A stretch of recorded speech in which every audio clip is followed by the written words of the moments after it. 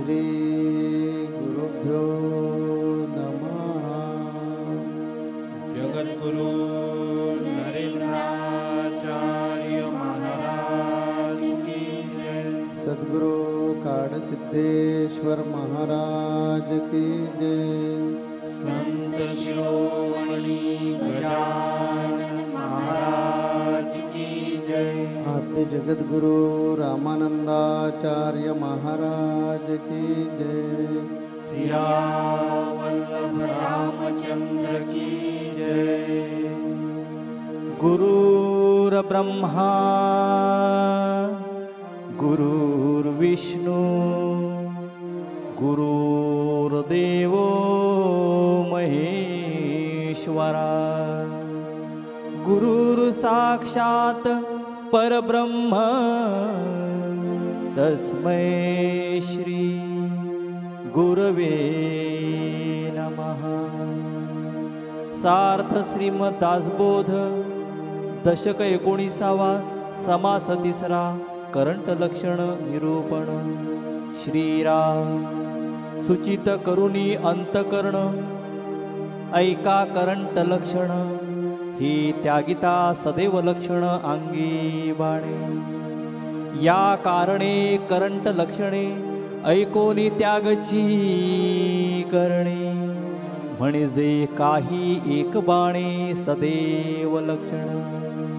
करंट्या साळ सावडे यत्न कदापि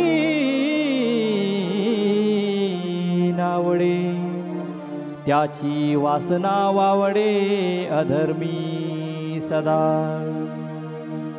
झिजल्या वाचुनी कीर्ती कैची मान्य त्या नव्हे की फुकाची।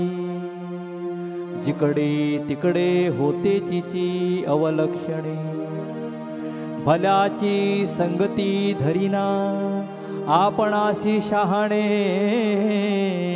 करीना।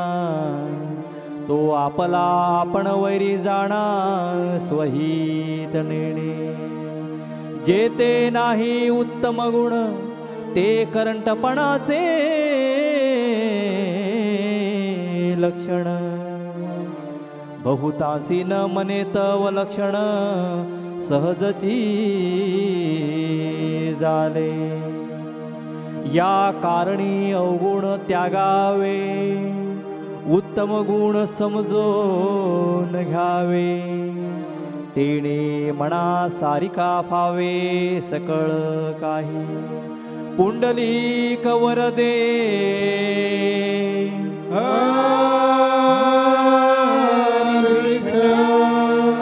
श्री ज्ञानदेव तुकाराम पंढरीनाथ महाराज की जय। जगद्गुरु नरेंद्राचार्य महाराज की जय। श्री गुरुदेव अनंत श्रीभूषित जगद्गुरु रामानंदाचार्य श्री स्वामी नरेंद्राचार्यजी महाराज यांच्या चरणकमलांना वंदन करतो। तसेच संत संघाला उपस्थित सर्व गुरुबंधू गुरुभगिनी यांना माझा सांप्रदायिक श्री गुरुदेव। भाविकांनो, मागील संत संघात समर्थांनी विवरण निरूपण यात जो शिष्य आहे तो कसा असायला पाहिजे, त्यात तो निष्पृह असायला पाहिजे, विद्वत्ता असायला पाहिजे आणि मधुरवाणी। ज्याप्रमाणे आपल्या गुरुदेवांमध्ये सर्व गुण आहेत तसंच आता समर्थ दशक 19वा आणि समास 3रा यात करंट लक्षण सांगते।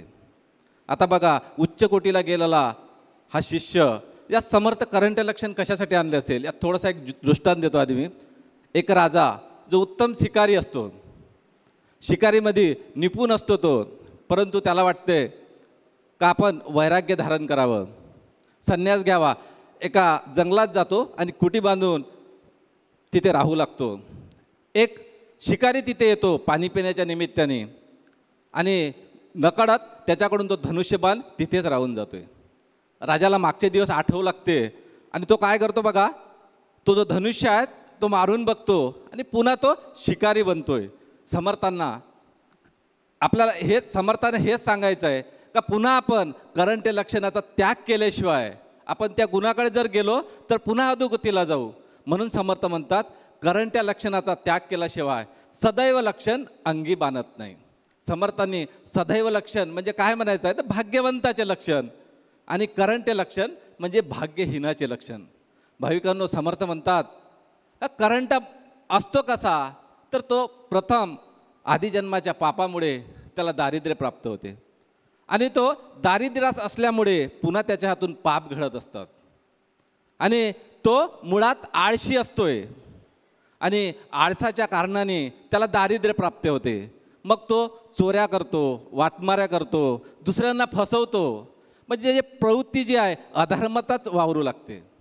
म्हणून समर्थ म्हणतात असा जो अधर्मी जो करंट आहे त्याला लिहिता पण येत नाही, वाचता येत नाही. तो जे दुष्ट वाईट विचारांचे लोक आहे यांच्यामध्येच रमू लागतोय, आणि त्याला कधी विवेक आवडत नाही, त्याला ज्ञान पुरेसं नसतात, परंतु तो बोलायला बसला तर कधी थांबतच नाही, अशी त्याची परिस्थिती असते. तो पापकर्मातच मुळात रमलेला असल्या कारणाने त्याचा पुण्यकर्म करण्यासाठी, चांगले कर्म करण्यासाठी विचार धजत नाही. म्हणून समर्थ म्हणतात बाबा रे, हा जो करंटा व्यक्ती आहे त्याला कितीही जरी तुम्ही विवेकाने चांगल्या गोष्टी सांगू लागले तरी तो ऐकायला तयार नसते. त्याला वाटते आपलं जे कर्म आहे ते वाईट कर्मच आपल्यासाठी तो वारंवार अधर्मात आपल्याला गुंतवून घेतोय. तो कसा, एका दृष्टांत सांगतो बघा. अक्कलकोटच्या स्वामी समर्थांकडे एक शिष्य येतात, ज्या महिलांचा ज्या सुगंधाबाई नाव असतंय, त्या महिला त्यांचा पाय पूर्ण खराब झालेला असतो, त्यांच्या पायाची अशी अवस्था असते, पाय कापावा काय का अशी परिस्थिती असते, आणि सद्गुरूंकडे आपला पाय बरा व्हावा, आजार बरा व्हावा या उद्देशाने त्या महिला तिथे येतात. आल्यानंतर सद्गुरू कृपादृष्टीने त्या बऱ्या होतात. सद्गुरू कृपादृष्टीने बऱ्या होतात. त्यांना वाटते आपण सद्गुरूंची सेवा करावी, म्हणून सद्गुरू सेवेमध्ये त्या तिथेच थांबतात. आणि परंतु त्यांचे जे गुण आहे, करंटे गुण आहे, ते मात्र सुटत नाही. म्हणून जे भक्त समर्थांकडे येतात दर्शन घेण्यासाठी, त्यावेळी त्यांच्याकडून हळूचकना पैसे मागू लागतात, द्रव्य मागू लागतात. तर असे बरेच दिवस चाललेलं असते. एकदा समर्थाच्या एका शिष्याने समर्थांना विचारतात, स्वामी, ह्या ज्या सुगंधाबाई आहे वारंवार लोकांकडून पैसे घेतात, त्यांच्याकडून द्रव्य घेतात, तरी आपण त्यांना आपल्याजवळ का ठेवून घेता, आपल्याला हे माहीत नाही का? त्यावेळी समर्थ म्हणतो मला सर्व माहीत आहे. समर्थ म्हणतात मला सर्व माहीत आहे, परंतु काय करू, आदल्या जन्माचे तिचं एवढं पूर्वपुण्य आहे, त्या पूर्वपुण्यामुळे मी तिला दूर ढकलू शकत नाही. भाविकांनो, तात्पर्य काय, आपण पण आपल्या सद्गुरुदेवांच्या सहवासात अनेक शिष्य आहे, अनेक जण आहे, आपण सहवास करतोय, परंतु आपल्या हातून पण कळत नकळत अशा या करंटे गुण जोपासले जातात. का, तर आपलं पूर्वपुण्य आहे म्हणून आपण गुरूंच्या सहवासात वावरतोय. आपण जर याचा त्याग केला तरच आपल्याला स्वरूपापर्यंत जाता येईल, अन्यथा आपली पुन्हा अधोगती झाल्याशिवाय राहत नाही. म्हणून आपण गुरूंच्या सहवासात, जो सद्गुरूंचा जो सहवास आहे आपल्याला मोक्षाप्रती नेण्यासाठी आहे. म्हणून हे जे करंटे गुण आहे, समर्थ म्हणतात या करंट्या गुणवाल्याला कितीही जरी सांगितलं तर बाबा रे, तू ज्यावेळी समाजाचं हित करतो, समाजाचं चांगलं करतोय, परोपकार करायला जातो, त्यावेळी आपलं पण चांगलं होतात असं जर कोणी सांगायला गेलं तरी त्याला पटत नाही.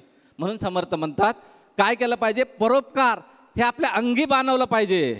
परोपकार आपल्या अंगी आपल्या परोपकाराला आपण स्वतःला वाहून घेतलं पाहिजे. ज्याप्रमाणे आपली जगद्गुरु माऊली वारंवार सांगते, बाबा रे, तू संसार करतोस, प्रपंच करतोस कर, परंतु ते करताना तुम्ही दुसऱ्याला जगवायचं पालन कर. म्हणजे काय कर, परोपकार कर.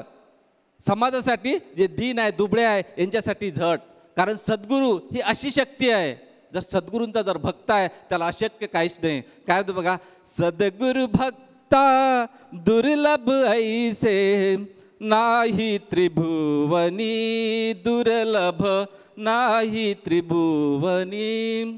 हरिहर ब्रह्मा वंद्याची होतो, हरिहर ब्रह्मा वंद्याची होतो, पूज्यतो जननी जनी दुर्लभ नाही त्रिभुवनी अष्टमहासिद्धी होते दासी अष्टमहासिद्धी होते दासी मुक्ती लोडे चरणी मुक्ती लोडे चरणी दुर्लभ नाही त्रिभुवनी. भाविकांनो, मला सांगायचं एवढं आहे, जो सद्गुरूचा जो भक्त आहे त्याला अशक्यसं काहीच नाही. साऱ्या संतांनी सांगितलंय की अष्टमहासिद्धी होते दासी मुक्ती लोडे चरणी. अशी ही सद्गुरूंची भक्ती आहे. सद्गुरूंच्या भक्तीत आपण स्वतःला वाहून घेतलं पाहिजे. गुरुदेवांच्या सहवासात सद्गुरू सेवेमध्ये आपलं अखंड जीवन वाहून घेतलं पाहिजे. कारण गुरुदेव आपल्याला वारंवार आपल्याला वाईट मार्गाचा त्याग करून पुण्य मार्गाला कसं नेता येईल, चांगल्या मार्गाला कसं नेता येईल, वारंवार असाच प्रयत्न करत असतात. परंतु आपल्याला या संसाराच्या दाहकतेमुळे आपण हळूहळू मागे खेचल्या जातोय. म्हणून बघा, जगद्गुरू माऊली आपल्याला वारंवार सांगतात, हा जो करंटा कसा असतो, दुसऱ्याला टोपी घालतो. कारण त्याचे विचारच तसे असतात. त्याने देहासक्ती पाळलेली असते. देह वाटे मी जाणारा तो जाणावा आत्महत्यारा देहाभिमानाने एर जाऱ्या भोगलाचं भोगी. त्याने देहासक्ती पोचलेली असते आणि देहाचे चोचले पुरवण्यासाठी तो वाईट मार्ग, वाईट विचार जोपासतो आणि वाईट कर्म करू लागतोय. आम्ही बिघडलो, तुम्ही बी घडा, तुम्ही बिघडा. ऐकायला बिघडायला आलं ना तुमचं. आमच्यासारखं बिघडलं तर काहीच हरकत नाही, पण आम्ही बिघडलो असं नाही म्हटलं. तुम्हाला ऐकायला ते बिघडलं येत होतं. आम्ही म्हणत होतो आम्ही बी घडलो, तुम्ही घडा, असं आमचं ते म्हणणं होतं. पण ऐकायला बिघडलं आलं, कारण वाईट गोष्टी ज्या असतात त्या पटकन आपण कॅच करत असतो. परंतु त्या अर्थानं जरी धरलं तरीसुद्धा काही हरकत नाही आहे. जसे आम्ही या मार्गामध्ये आलो आणि तुमच्या दृष्टिकोनातून बिघडलो, तसं तुम्ही बिघडलात जरी माझ्या नादाला लागून, तरी काही वाईट वाटण्यासारखं नाही आहे. कारण मानवी देह हा दुर्लभ आहे. आज समर्थ रामदास स्वामींच्या या दासबोधामार्फत आपण इतके दिवस ऐकत आलो की हा दुर्लभ देह प्राप्त होतो तर पूर्वसंचितामुळे प्राप्त होतो. सद्गुरू जे भेटतात ते पूर्वसंचितामुळे भेटतात. आणि हा अध्यात्माचा जयघोष हा अनेक जन्माच्या तपामुळे, अनेक जन्माच्या पुण्याईमुळे आपल्याला मिळत असतो. एवढे आपल्या गावामध्ये लोक आहेत, तुम्हीच का संत संघाला येऊन बसता? बाकीचे का नाही आहेत? का? त्यांना बुद्धी नाही आहे, त्यांना हे माहीत नाही आहे. परंतु तुमच्या जे नशिबात आहे ते कदाचित त्यांच्या नशिबात नसेल, म्हणून तुम्हाला हे प्राप्त होतं. त्या समर्थ रामदास स्वामी म्हणतात की मी आता जवळजवळ 187 आठवडे तुम्हाला हा संत संघामध्ये विषय समजून सांगितलं आहे की शिष्यानं कसं राहिलं पाहिजे. ते परत एकदा थांबता थांबता धोक्याची परत एकदा सूचना देतो. कसं असतं माहिती आहे का? संतांचं आईसारखं असतं. दप्तर मुलानं भरलेलं असतं, तर दप्तर काखेला लावताना तर निघणार बूट घालणार, हे बाळा अरे ते होमवर्कचं अमुक अमुक पुस्तक घेतलंस का बघ, अगं आई भरलंच ना तू, नाही तरी बघ एकदा. तसं आहे संतांचं. एवढं सगळं सांगून झालं तरीसुद्धा परत तिथे करंट लक्षणावर काय येतात, तर आई नेहमी काय करते, काळजी घेते मुलाची. तशीच समर्थ रामदास स्वामी आपली सगळ्यांची काळजी घेताना सांगतात, बेटा बघा लक्षात ठेव, एवढं सगळं झालेलं आहे आणि तू आता इतका पुढे गेलेला आहेस, तेव्हा लक्षात ठेव करंट लक्षण नाही पाहिजे आपल्यामध्ये. जर आपल्यामध्ये करंट लक्षण आलं तर आपण एवढं करूनसुद्धा सगळं फुकट जाणार. आई सांगते ना की बेटा बघा वर्षभर अभ्यास केला आहेस, आता परीक्षेला बसायचं आहे, बघ घाबरू नकोस, कॉपी काढू नकोस आणि इकडे तिकडे बघत बसू नकोस, व्यवस्थित पेपर सोडव. आणि नाही सोडवलास ना तर इतके दिवस घेतलेली मेहनत फुकट जाणार ना राजा. समर्थ रामदास स्वामी तेच करतात इथे आता आपल्याला, की हे करंट लक्षणात समाज देऊन आपल्याला परत सांगतात की बघ आपल्यामध्ये जर करंटपणा आला तर आपण वाया जाणार ना लेकरा. ते जायला नको असेल तर काय केलं पाहिजे की हा करंटपणा आपल्याला टाकून दिला पाहिजे. करंट केव्हा माणूस होतो की ज्याच्यामधला विवेक संपतो. म्हणून जीवनामध्ये विवेकाची अत्यंत आवश्यकता आहे. हा विवेक आपल्यामध्ये आहे. तो विवेकी वृत्ती ठेवून जो प्रचंड मेहनत घेतो तो जीवनामध्ये सक्सेस होतो, यशस्वी होतो. आणि त्याच्या उलट जो विवेकहीन आहे तो आळशी असतो.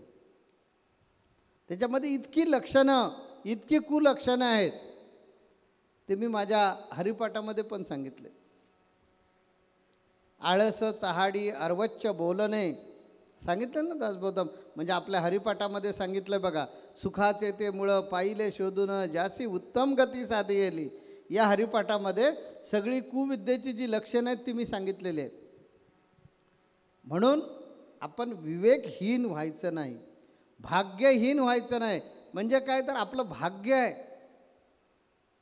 परंतु या करंटेपणामुळे आपलं भाग्य हिरावून घेता कामा नये.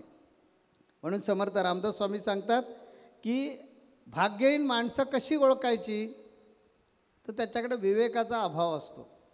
म्हणजे आता आपण बाबा संत संघाला आलो आहे, तर संत संघाला नीट बसलं पाहिजे, तंबाखू चोळत बसलं नाही पाहिजे, मोबाईल बंद करून ठेवला पाहिजे. कारण आपण स्वामींच्या समोर बसलो आहे. 1 तासानंतर आपल्या मनात आलं ऐकायचं, तर स्वामी बोलणार नाही आहेत. म्हणून 1 तास 10 मिनटं जी स्वामींसाठी आपण काढून ठेवले, एवढ्या लांबून का आलो, पायपीट करत इथे संत संघामध्ये सगळी कामधामं सोडून आलो ना, इथे स्वामींच्या प्रेमासाठी आलो ना. मग स्वामींच्या प्रेमासाठी आलो तर नीटपणे ऐकलं पाहिजे.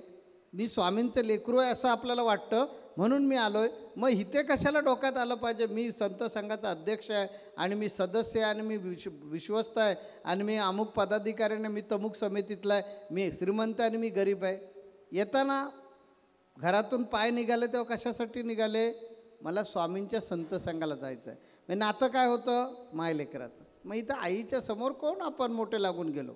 बस ना संत संघामध्ये सरळ, शांतपणे ऐक ना. मोबाईलवर आयुष्यभर बोलायचंच आहे. आणि आपल्याला हे माहिती आहे का, जास्त मोबाईलवर बोलल्यामुळे कानाला कॅन्सर होतो. त्यामुळे मोबाईल बंद करून ठेव आणि काय कर, संत संगत बस ना शांतपणे. हे ज्याला कळत नाही तो विवेकहीन माणूस. कारण तो 1 तास 10 मिनटं परत येणार नाही. समर्थ रामदास स्वामी म्हणतात, करंटा माणूस कुणाला म्हणायचं, तर ज्याच्याकडे विवेक नाही, काय केलं पाहिजे ना काय करता कामा नाही, हे ज्याला कळत नाही तो विवेकहीन माणूस भाग्यहीन आहे. त्याच्यासाठी मी संत संघाचं उदाहरण दिलं पटकन कळण्यासाठी, की आपण संत संघात आलो, 1 तास 10 मिनटं बसणारच आहोत माऊलीसाठी. मग माऊलीसाठी बसणार तर आपलं तन मन अर्पण करून बस ना, नाहीतर इथं उभा राहणार किंवा बसणारच आहेस ना. मग कान जे आहे आणि मन हे एक कर आणि ऐक. मग समजायचं की तुझा विवेक जागरूक झाला की 1 तास मी कुठेतरी उभा राहणारच किंवा इकडं तिकडं वेळ घालवणं तो स्वामींच्या संत संघात घालवतो. मग ते 1 तासाचा मी सदुपयोग करून घे. ज्या माणसाकडे विवेक असतो तो काय करेल, मी नाहीतर आलेलोच आहे ना, मग मी शांतपणे संत संघ ऐकणार, स्वामी जे काय त्याच्यामध्ये सांगतात त्याचं चिंतन करणार आणि माझ्यामध्ये मी बदल करून घेणार. त्याला विवेकी माणूस म्हणायचं. असा ज्याच्यामध्ये विवेक नाही तो विवेकहीन माणूस. समर्थ रामदास स्वामी म्हणतात तो भाग्यहीन आहे. त्याच्या भाग्यामध्ये नरका नारायण होण्याचं सर्व काही आहे, परंतु विवेक त्याच्यामध्ये नसल्यामुळे आपलं भाग्य स्वतःचं तो स्वतः नष्ट करून टाकतोय. दुसरा प्रकार त्याच्यामध्ये असतो भयंकर गर्विष्ठ, भयंकर घमेंडखोर असा तो माणूस असतो. अवगुणांचं कोठारच म्हणा ना त्याला.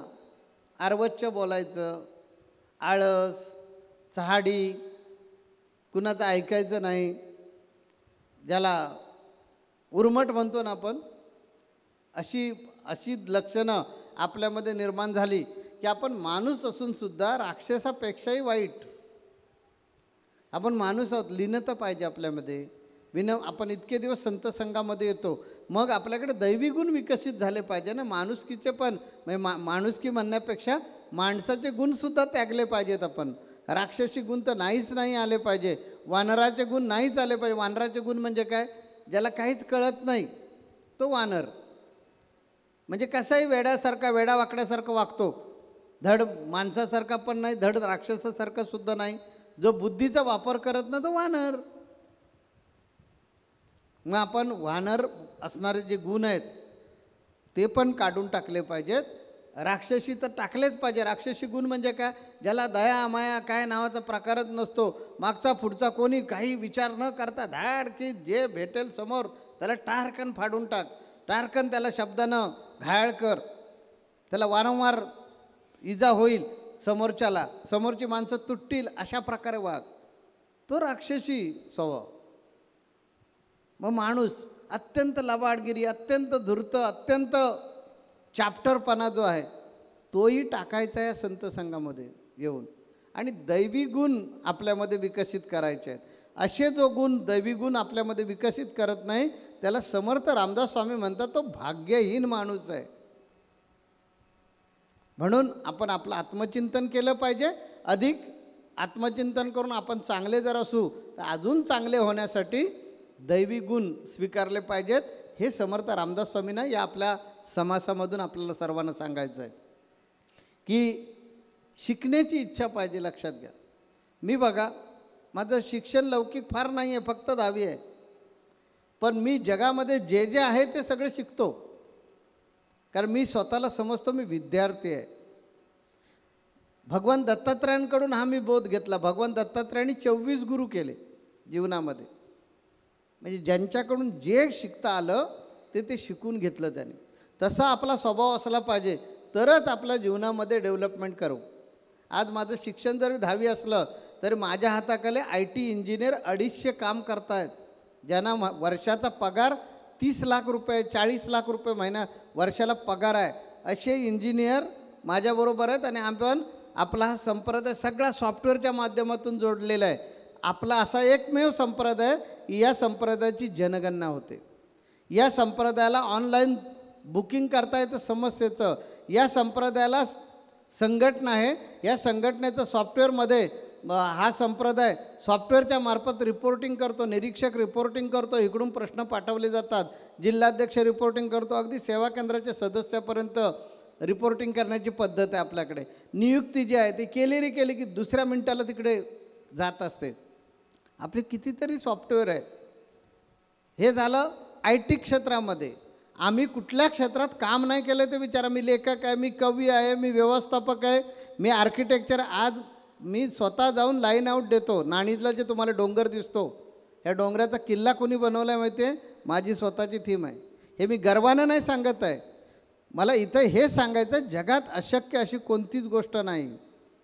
तुम्ही कधी आलात नाणीजला तर जरूर आपला महाद्वार जे आहे त्या महाद्वारजवळ शिवाजी महाराज आणि जिजाऊ मातेचा स्टॅच्यू ठेवलेला आहे. तिथे एक पोर्च केलेला आहे की गडावर शिवाजी महाराज आणि जिजाऊ माता एकांतामध्ये हे स्वराज्य स्थापन करण्यासाठी काही गुजगोष्टी करतात असा तिथं देखावा दाखवला आणि तिथे पुष्करणी दाखवले. तर जिथे शिवाजी महाराज आणि जिजाऊ माता बसलेले आहेत तिथे जो पोर्च आहे त्याला जांभ्या दगडाचा मी स्लॅब केलेला आहे. येऊन बघा, सगळ्या आर्किटेक्टना ते चॅलेंज आहे की तो मी जॉईंट कसा केला आहे. त्याच्यामध्ये RCC नाही. एक दगड 10 बाय 15 10 फूट म्हणजे 10 इंच बाय 15 इंचाचा दगडाचा स्लॅब केला आहे. सगळे आर्किटेक्ट आले की तोंडात बोट घालतात ते कसं शक्य आहे म्हणून. मी करून दाखवलं आहे. खालून प्लॅस्टर नाही, काय नाही, सगळे दगड मोकळे आहेत, पण एकमेकामध्ये इंटरलॉकिंग कसे झालं आर्किटेक्टला डोकं खांजवायला होतात. तात्पर्य जगात अशक्य काहीच नाही आहे. शिकण्याची वृत्ती असली पाहिजे.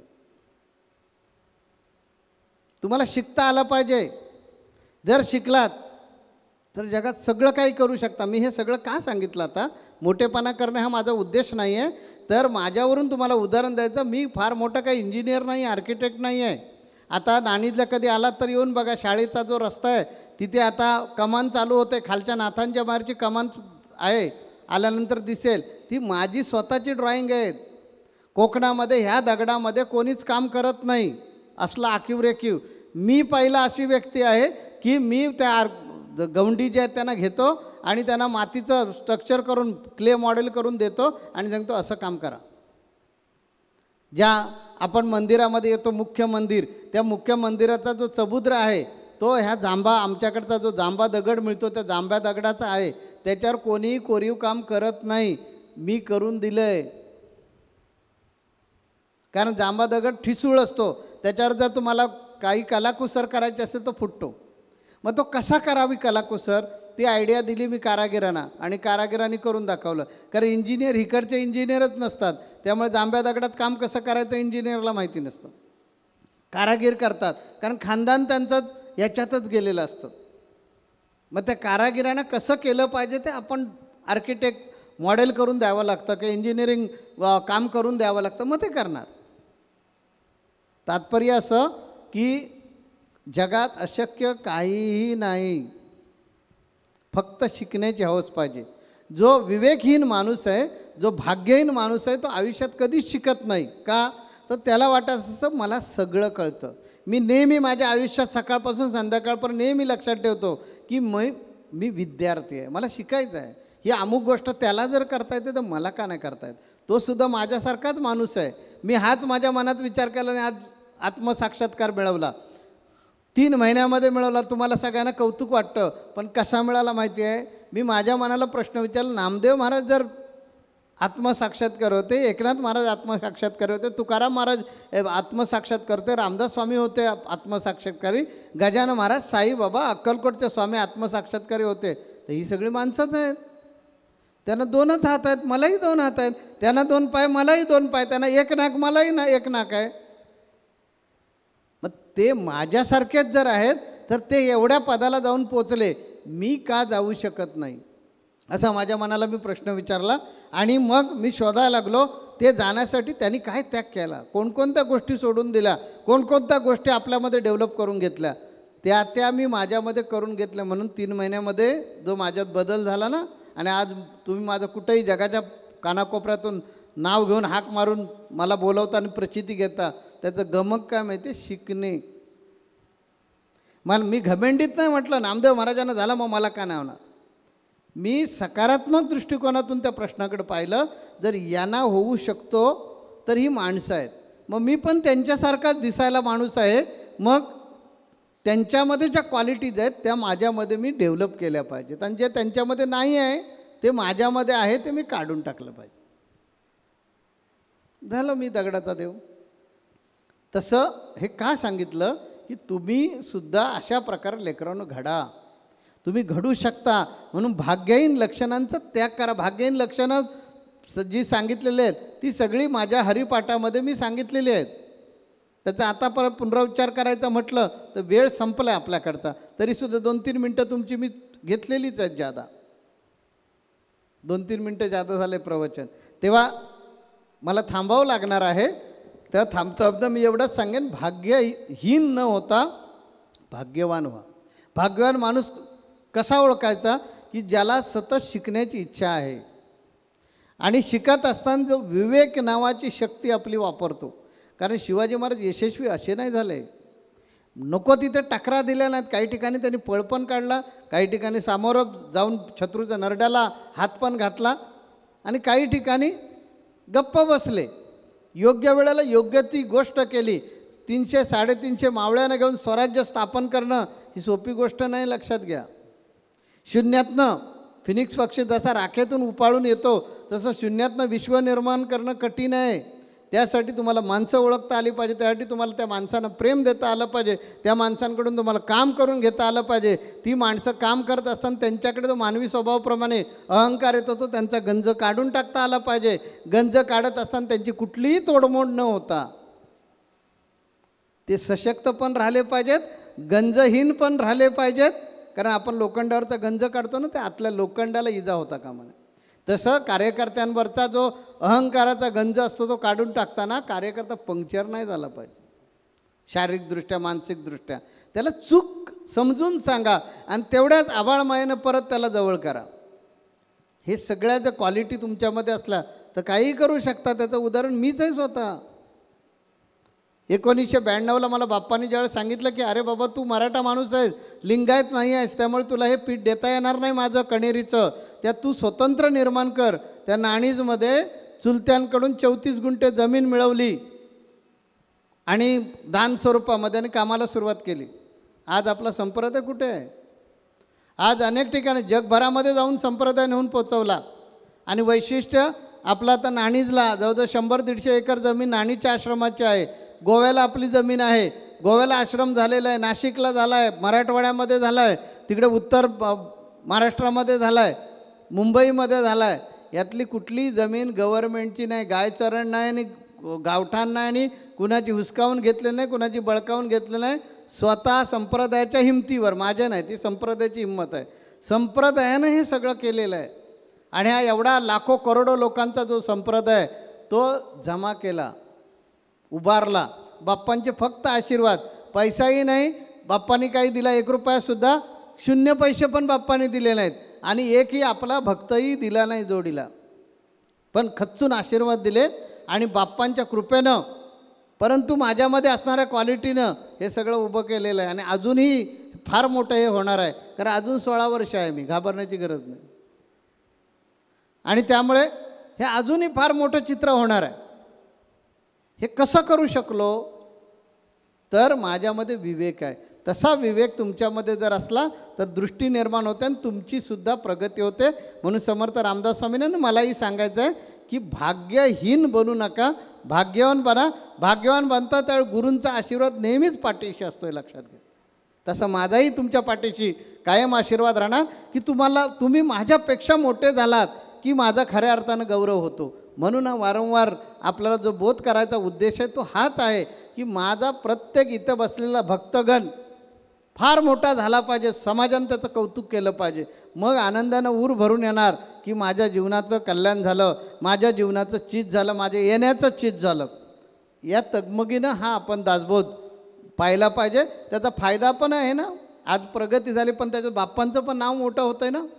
माझी डेव्हलपमेंट झाली पण बाप्पांचं केवढं मोठं नाव, अरे नरेंद्राचार्य काडसिद्धेश्वरांचा शिष्य आहे. तसं तुमची ज्यावेळी प्रगती होईल तेव्हा माझंही नाव होईल. मग द्या ना मला गुरुदक्षिणा. म्हणून ही गुरुदक्षिणा देण्याचा संकल्प करून आता आपण सर्वांनी घरी जाऊया. श्री गुरुदेव. जगद्गुरु नरेंद्राचार्य महाराज की जय. सद्गुरु सिद्धेश्वर महाराज की जय. संत शिरोमणी गजानन महाराज की जय. आद्य जगद्गुरु रामानंदाचार्य महाराज की जय. सिया वल्लभ रामचंद्र की जय.